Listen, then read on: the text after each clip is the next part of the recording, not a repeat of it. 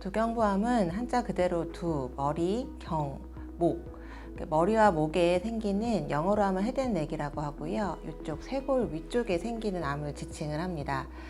예를 들면 후두에 있는 후두암이나 구강에 있는 설암, 편도등이 있는 구인두암, 식도 입구인 구인두에 해당한 인두암, 그리고 가장 많이 생기는 갑상선암을 포함해서 이 뇌 바닥부터 쇄골 사이에 있는 목 부위에 생기는 모든 암을 두경부암이라고 말합니다.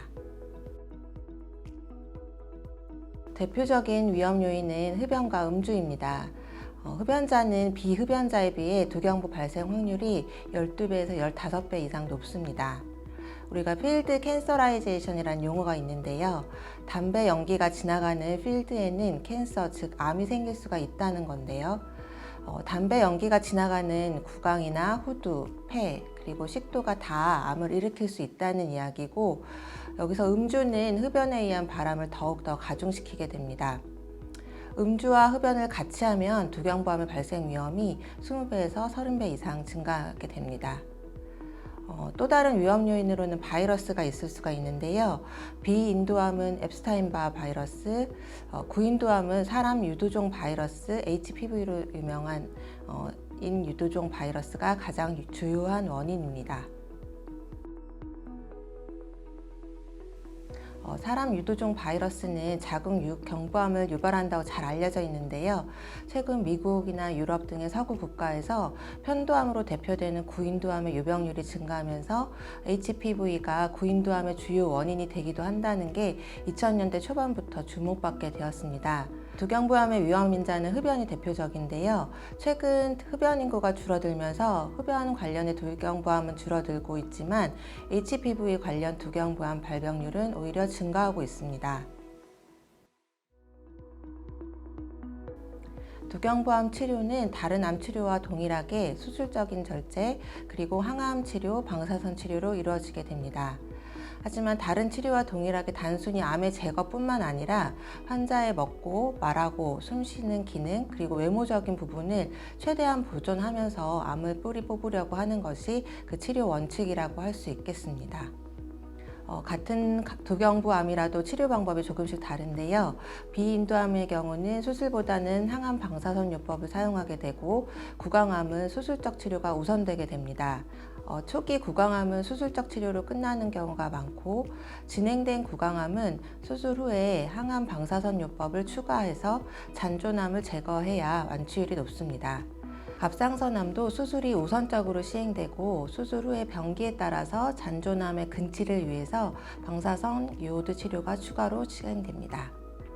구인두암, 하인두암, 후두암 같은 경우는 초기암은 수술이나 방사선 치료 단독요법을 사용하고, 진행된 암은 수술 후에 방사선 치료 또는 수술을 하기도 하지만 기능적으로 손실이 크다고 판단된 경우에는 수술 없이 처음부터 항암 방사선 치료를 하게 됩니다.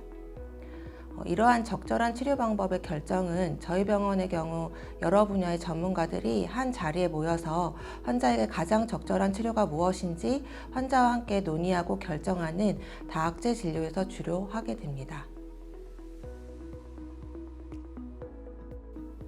두경부암은 다양한 기능을 하는 부위에서 생긴 암이라서 여러 가지 증상이 나타날 수 있습니다.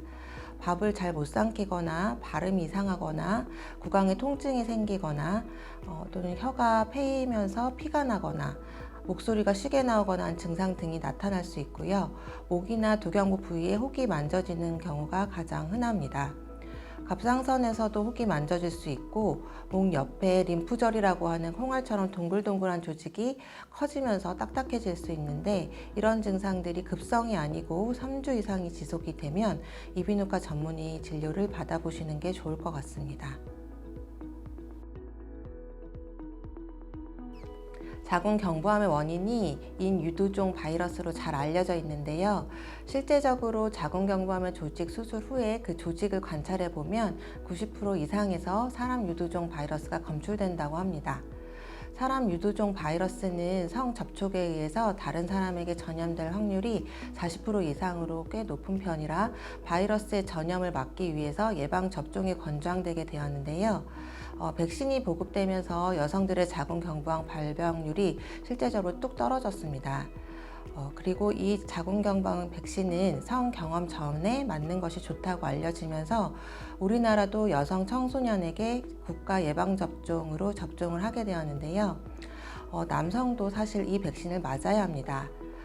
자궁경부암의 캐리어가 되는 측면도 있고요. 그것보다 중요한 것은 혀 뒤쪽에 구인도암 발생이 이 사람 유두종 바이러스와 관련이 되므로 그것을 예방하기 위해서는 백신이 필요하다는 거죠.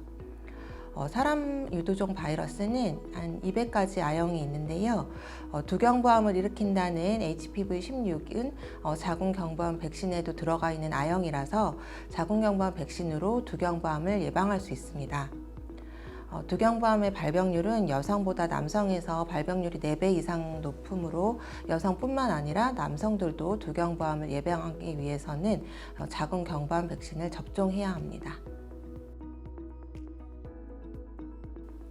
두경부암은 재발하지 않도록 초반에 힘들더라도 열심히 치료하는 게 가장 중요한데요. 치료 중에 힘들어서 방사선 치료를 중단하거나 한다면 오히려 암이 방사선 저항성으로 바뀌어서 더 공격적으로 진행을 하게 됩니다. 그렇기 때문에 치료 중에 힘들어도 보존 치료를 하면서 치료를 무사히 마쳐야 하는데요. 치료 중에 환자들이 방사선 점막염으로 인해서 주로 못 먹고 삼킬 때마다 아프고 이렇게 잘 못 드시니까 체중이 빠지고 힘들어하는 경우가 많습니다. 특히나 두경부암 환자들은 흡연 때문에 폐기능이 안 좋고 질병 때문에 잘 못 드셔서 치료 초기부터 마르신 분들이 많아서 치료에 어려움이 있습니다.